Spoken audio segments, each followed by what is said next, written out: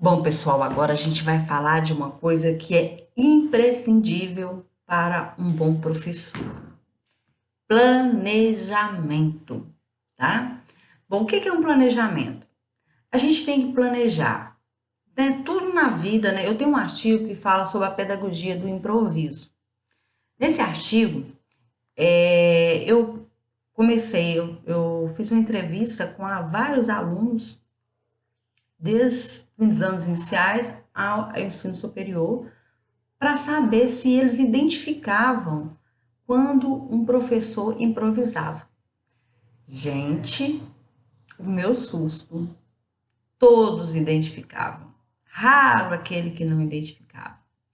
Então, diante disso, primeira coisa, para que se faça um bom planejamento é necessário o quê? Leitura. Para que se faça um bom planejamento é necessário que você busque intencionalidade. O que que eu quero? Eu quero uma produção de texto? Para quê? Eu quero trabalhar uma análise linguística? Para quê? Eu quero trabalhar oralidade? Para quê? Isso é a primeira coisa que a gente tem que pensar.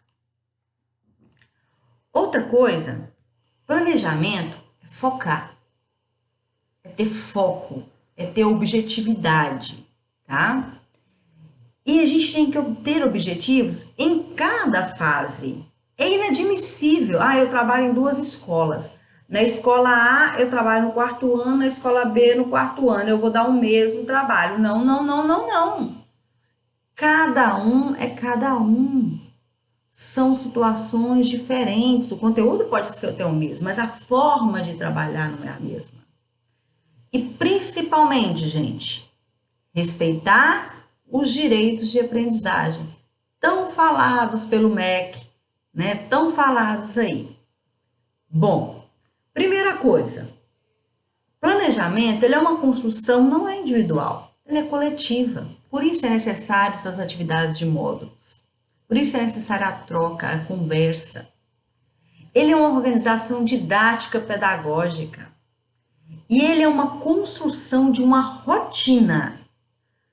Educação formal, nós acabamos de falar sobre educação informal. Educação formal, ela tem o quê? Rotina, planejamento. Isso não pode faltar.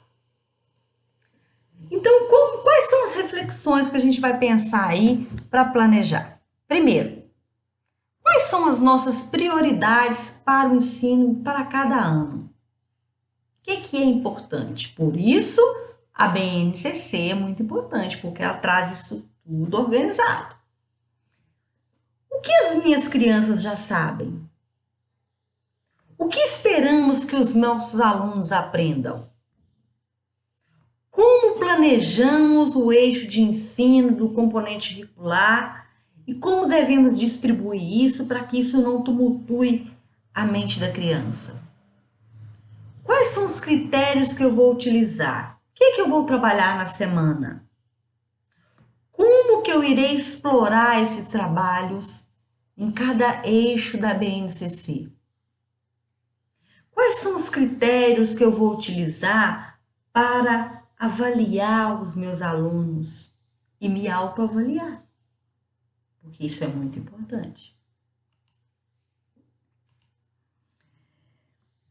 Essas reflexões, gente, ela possibilita que nós tenhamos sentido e significado na formação dos nossos alunos, porque permite-nos refletir as nossas decisões.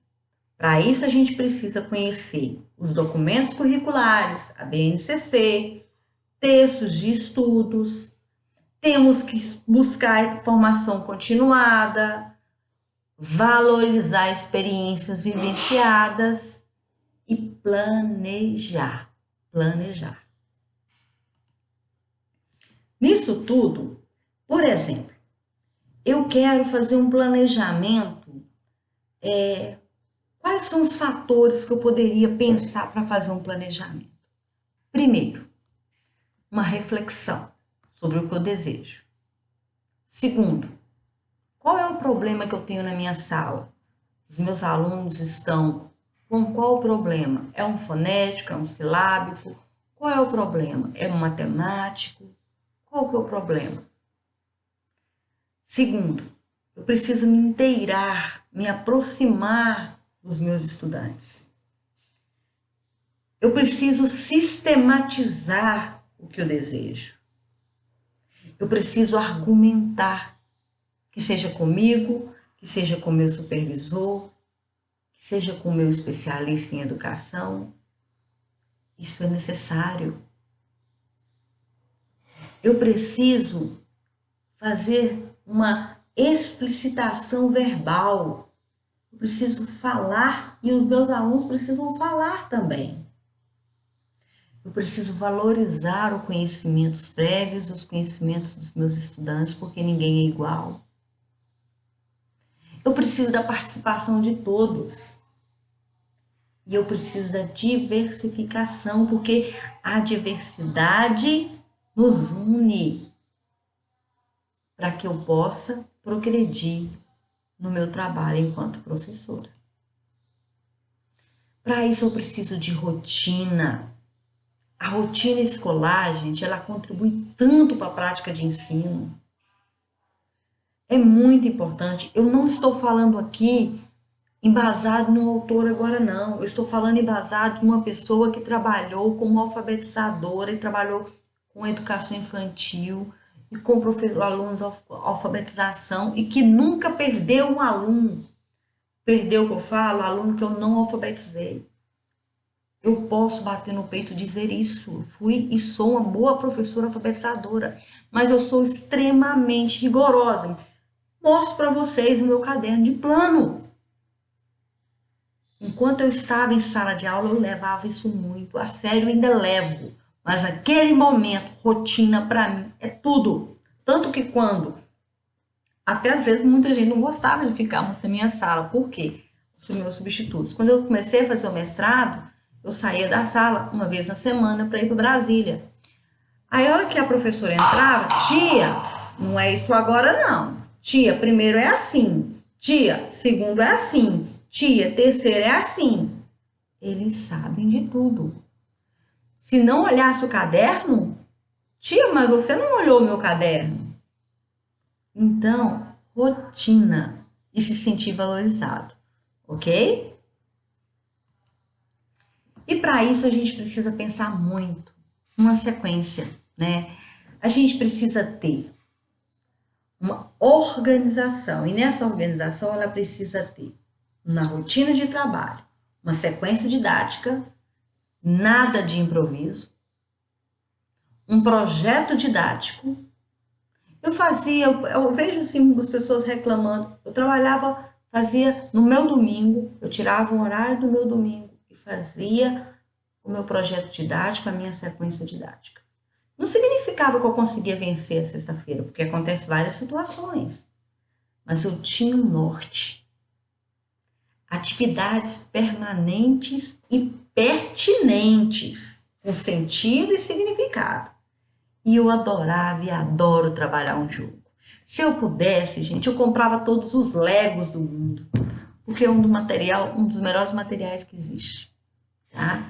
Então, fazer material, produzir sucata, isso é muito importante para o estudante. E por fim, tenha uma organização de trabalho.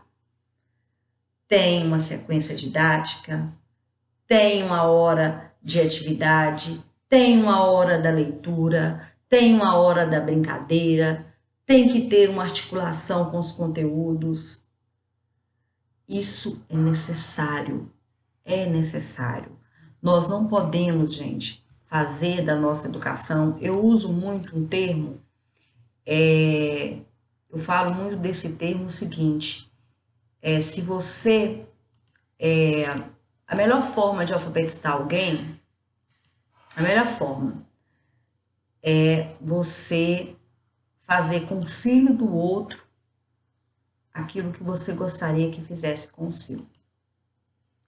Se você consegue fazer dessa forma, se você consegue fazer com o filho do outro aquilo que você gostaria que fizesse com o seu, pode ter certeza que você vai ser um excelente professor.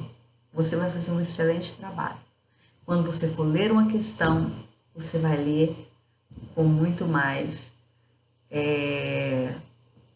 empatia, porque você vai estar lá dentro.